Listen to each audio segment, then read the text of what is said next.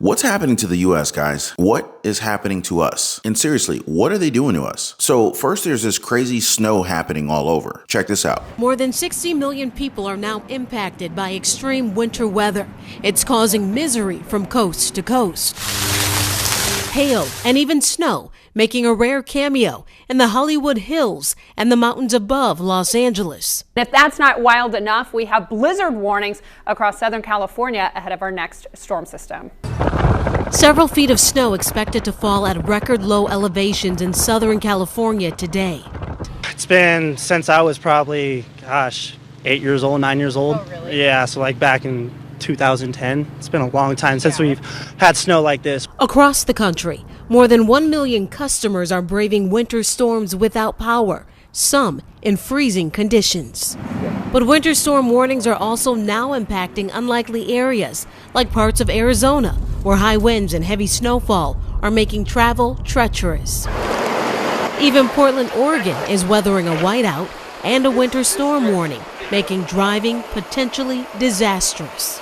How's the weather in your area, guys? Just let me know if you're doing okay. Just drop me a quick comment down below. Let me know how you and your family are doing. Cracks are definitely starting to show in the government facade. The U.S. Energy Department just let it spill that the C-19 likely resulted from a lab leak. Yeah, that's an official government entity acknowledging how C-19 was something planned all along. Now, could this be connected to China helping prop up the Russian economy as a possible start of an alliance against the United States and our Western allies? That is something we definitely need to look into. But really, guys, I think what this all boils down to is preparing. The key word is diversify. Don't put all your eggs in one basket. And how exactly do you do that? Well, for starters, you check out the new retirement law that increases your tax-free saving options. Not to mention, looking at all your options after the big Fed rate hike. Some people are asking me, how come they're still not getting a higher rate on their savings bank? Well, it's probably because there's other places that you could be putting your money into. All your financial options in our video today, definitely stay right there. Also, if you own a home, make sure your home is protected. Get your free home warranty quote. There's a link in the description of this video down below. I swear, guys, it's kind of like the apocalypse is happening right now. Have you guys seen how bad the weather is in some parts of the country? In Southern California, a major weather storm just dumped massive amounts of precipitation, including more than 6.5 feet of snow to Mountain High and more than 5 inches of rain to Cucamonga Canyon. And weirdly enough, this isn't something that usually happens over there. They just put up a rare blizzard warning, which was virtually unheard of before. In Los Padres National Forest, State Route 33 was closed due to rock slides and erosion from this and previous storms. Here's a photo of a car that just gave up. From the looks of the car in the photo, the car really didn't even have a choice. Like one resident said, quote, "I never have seen this much snow living up here. Neighbors that were here longer than us said that the last snow related to this was back in 2011, but not this severe," end quote. It's not like winter's coming anymore. It's more like winter is here and it's making its presence known. But hit the like button if you guys agree. Now, another major headline showing the sorry state of our country. Let's just go ahead and read it together, guys. U.S. Energy Department assesses C-19 likely resulted from a lab leak, furthering U.S. intel divide over virus origin. So this is according to the department's latest research. Two sources said that the Department of Energy assessed in the intelligence report that it had low confidence the C-19 virus accidentally escaped from a lab in Wuhan. Intelligence agencies can make assessments with either low, medium, or high confidence. A low confidence assessment generally means that the information obtained is not reliable enough or is too fragmented to make more of a definitive analytic judgment, or that there's not enough information available to draw a more robust conclusion, meaning information isn't available or information is being held back. Now, I hope you guys have watched our recent videos about how Dr. Anthony Fauci and Bill Gates earned some massive cash flow by being the biggest names from the pandemic. Yeah, there could definitely be more than enough reason for information to be withheld from the public. What do you guys think? Plus, this is definitely showing the cracks in the blanket blackout the government is trying to put on this information. Different intelligence agencies have split on the matter for years. In 2021, the intelligence agency declassified a report that showed 4 agencies in the intelligence community that assessed with low confidence that the virus likely jumped from animals to humans naturally in the wild, while one assessed with moderate confidence that the pandemic was the result of a laboratory accident. Then there were 3 other intelligence community elements that just couldn't arrive at either conclusion without additional information, the report said. And here's something to note. A senior U.S. intelligence official said that the update to the intelligence assessment was conducted in light of new intelligence, further study of academic literature in consultation with experts, outside the government. Republicans were quick to jump on this information. House Foreign Affairs Chairman Mike McCall, he said he was pleased that the Department of Energy has finally reached the same conclusion that he had already come to. McCall was referring to a 2021 report where he had released as ranking member of the Foreign Affairs panel, which, quote, found a big part of the evidence proved that the pandemic originated with a leak from the Wuhan lab. Then he mentioned how, quote, it is critical the administration also begin to work immediately with our partners and allies around the world to hold both the Chinese Communist Party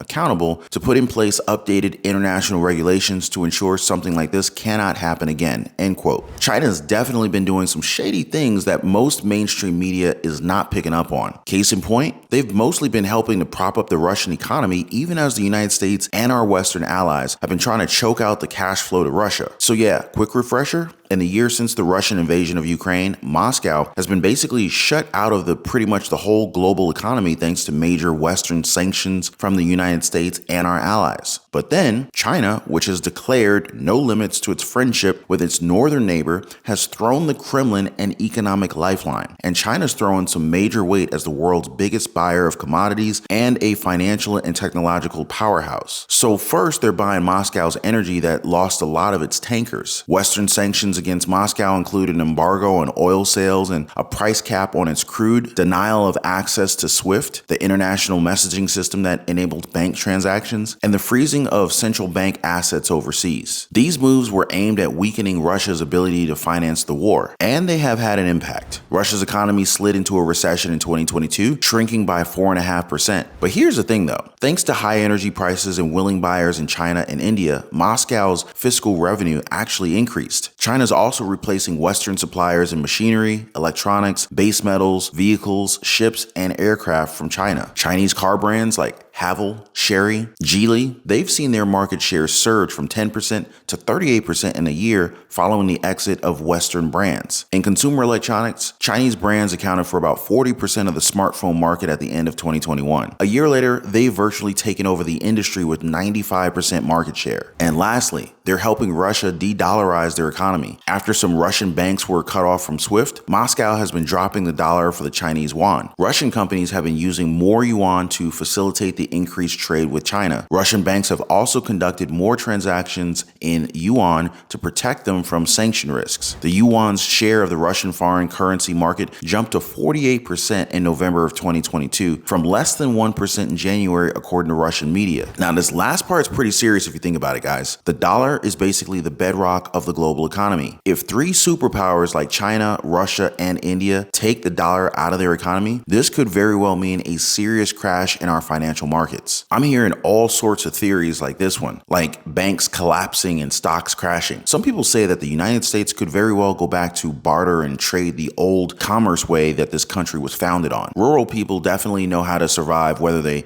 choose to pay to participate in the financial system or without the system. And that's why some are saying that they're staying away from corporations like BlackRock, State Street Corporation, and Vanguard globalists that own America through stocks. I don't know, guys. They have some good ideas there, which I think all boils down to the core concept of diversifying your cash flow and your income streams. Some invest and save, some stock up on supplies and make sure that they're ready in case a system collapses in America. So yeah, make sure you do what's good for you and your situation. And of course, always do your homework. This is Financial Education 101. Now, a good place to start is this new retirement law that increases our tax-free savings options. Given how frequently tax law changes, having a tax-free source of money, it gives us more financial flexibility. So here's some of the key financial changes in the new retirement law. You can catch up on contributions for high earners. So if you're at least 50 years old and max out your contributions to your 401k, they'll let you save an additional $7,500 in catch-up contributions. But starting in 2024, if you earn $145,000 or more, the new law requires those catch-up contributions be treated as Roth contributions and therefore taxed in the year that you make them. That will be the case even if your contributions up to the annual federal limit were made on the pre-tax basis. So starting in 2025, the new law will raise the 401k catch-up contribution limits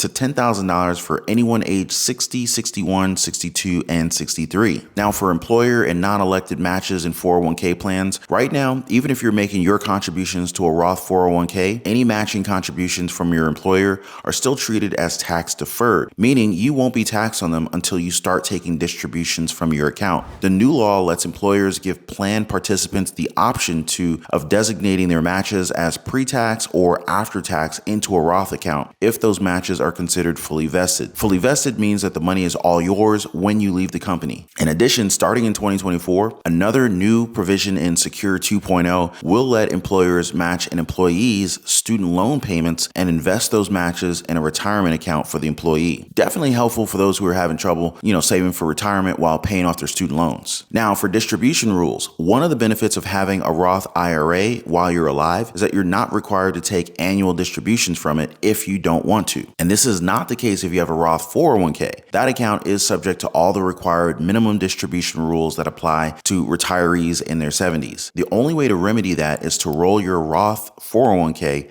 into a Roth IRA. But starting in 2024, your Roth 401k will no longer be subject to required minimum distribution rules. This could be a benefit if you like the investments that are offered in your 401k plan and if you have a lowered cost than what you might find if you managed your own IRA in a brokerage account. There you go, guys. Definitely some things to mull over in your new retirement law and your savings. Now, speaking of, I've been getting a lot of questions about bank savings and the Fed rate. So basically, how come you're still not getting a higher rate on your savings account, right? So yeah, in an ideal world, savings accounts should earn more in interest if the Fed raises their benchmark rate. But that's always the case, especially if your hard-earned money is just sitting in an account at a big name bank. You can do much better by moving it to an online bank's high-yield savings account. Now, part of diversifying is shopping around, and that goes for choosing your bank as well. Higher rates mean that your liquid savings, such as those you set aside for emergency expenses or shorter-term goals like a down payment or vacation fund, they can finally earn some money for you after years of earning practically nothing. So one thing that people are considering is the longer-term CDs, which are kind of peaking now. Check out one of the top yielding savings accounts. Those are pulling in around 4% and they're still rising. And some online high yield savings accounts now offer rates as high as 4.35%, well above the national savings account average of 0.23%. Now, among the highest yielding CDs, there are some federally insured 1-year CDs with rates as high as 4.85%, well above the current 1.47 national average. Now, if you're one of those people who don't know how to start your financial freedom journey, or you don't have the money to do anything, then consider adding to your income stream by exploring side hustles or even starting a small business. I'd be happy to talk to you guys if you'd like to learn more about that. If you're interested, you can join us over in the Patreon community. Links in the description down below. And of course, there's also diversifying into gold. And for the best way to invest in gold, hit the link in the description down below, and we'll dig in a little bit deeper in future videos. Anyway, definitely a jam-packed episode yet again, guys. Hope you caught all of the juicy information in today's update and breaking news report. Major snow and rain happening in some states, the C-19 lab theory getting more support, and China working with Russia amidst U.S. sanctions. We're in for some serious stuff, guys. Always make sure you prepare, hit the subscribe button, and tap the notification bell for your daily dose of the truth. Please be kind to one another, and I'll see you on the next one.